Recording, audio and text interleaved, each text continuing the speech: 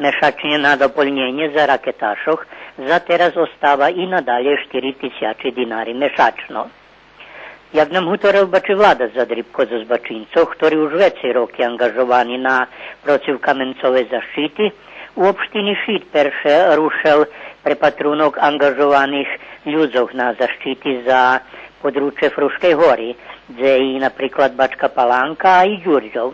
Pre patrunki muša buť okončeni po 14. april sljedujućeg roku, kedy počína nova sezona zaštiti od kamencu.